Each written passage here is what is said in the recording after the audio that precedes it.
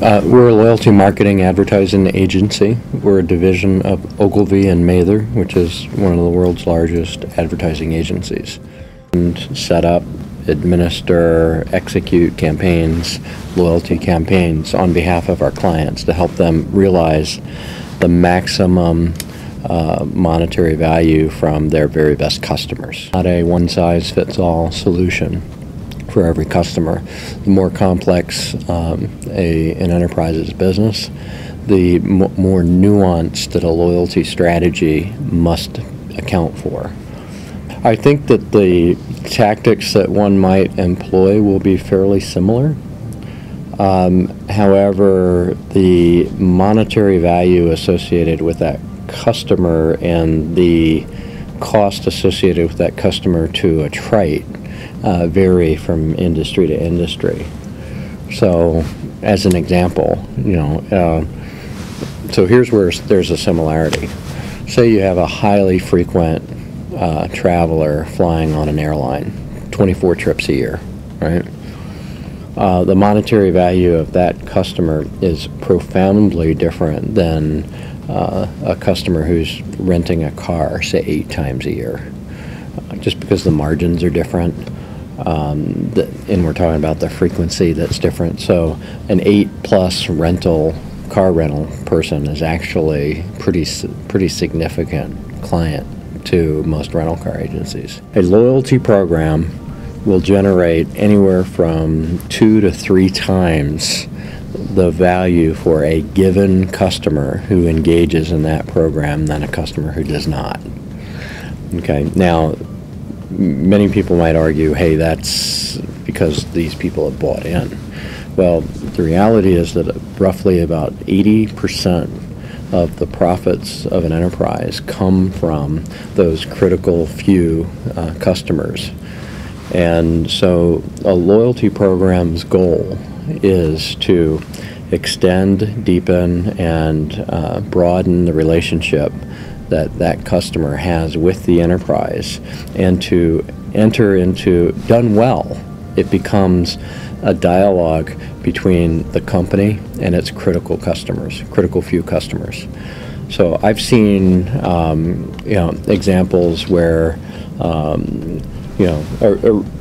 it's hard to distinguish between a really good CRM program and a really good loyalty program. When you try to separate them out, you really can't do it, because the goal is to take those extremely loyal customers and keep them from attriting. Well, the tactics that you're going to employ, you're going to talk to them, you're going to provide them with offers. You're really doing the same kinds of activities. Where loyalty is a little different is that it provides a mechanism for rewarding your customer for that engaged behavior. Because I believe, and I think ultimately this comes down to people want to be witnessed in their relationship with their company that they've chosen. So, for example, I personally have traveled on Northwest Airlines, which, by the way, is not one of our clients any longer, almost 2 million miles. They have no idea who I am. Now it's Delta. They have no idea who I am and how much I've traveled with them and how much money I've been worth to them. Because they take, with the way that they manage their business, they take a highly transactional view toward me as one of their most loyal customers historically. And I think that's the fundamental, profound mistake that companies make, is that at General Mills, the president of General Mills, or one of the presidents, is a gentleman named Mark Belton, who was very influential to me in my career development.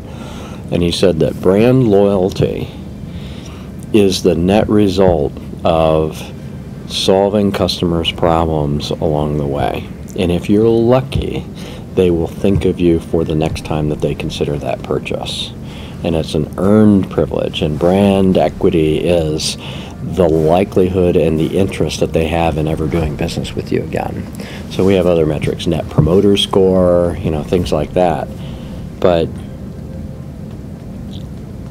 what loyalty programs do is they institutionalize the recognition of that customer and their lifetime value to an enterprise, and build strategies around trying to ensure that those customers become lifelong net promoters. Just like we did when the internet first started. The metrics when the internet started was impressions. It was clicks, click-throughs, and etc. And over time, then there was, when Amazon, if I recall correctly, first started, they looked at how many subscribers did they have. And then we tried to, as an industry, we tried to, figure out what their stock price was worth, because they were making no money.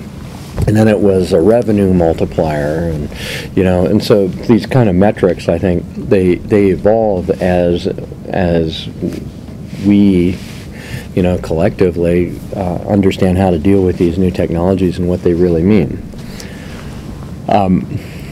The power of social networking as an information source for consumer sentiment that's relatively unfiltered is, I think it's enormous.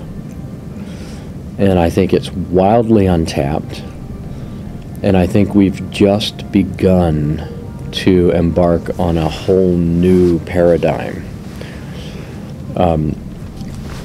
CRM, customer management, and relationships, historically have been a little bit like, if I were to draw an analogy, we've been inviting customers to tea parties that we've carefully orchestrated. And customers kind of played along, but now what they're doing is they're coming in and tearing the tea party apart and saying, we want to dance, we want to have a rave, we want to, it's a much more vibrant, chaotic, and immersive kind of deal.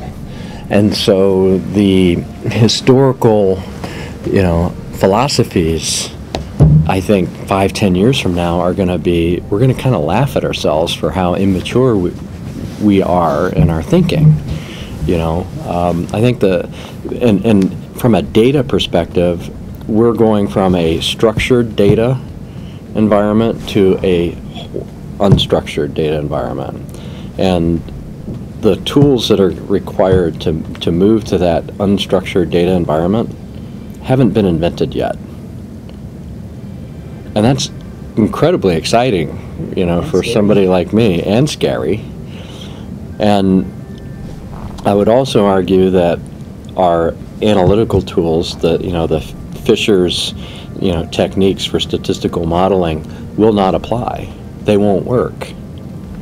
So the analytical techniques don't exist to really properly deal with this space.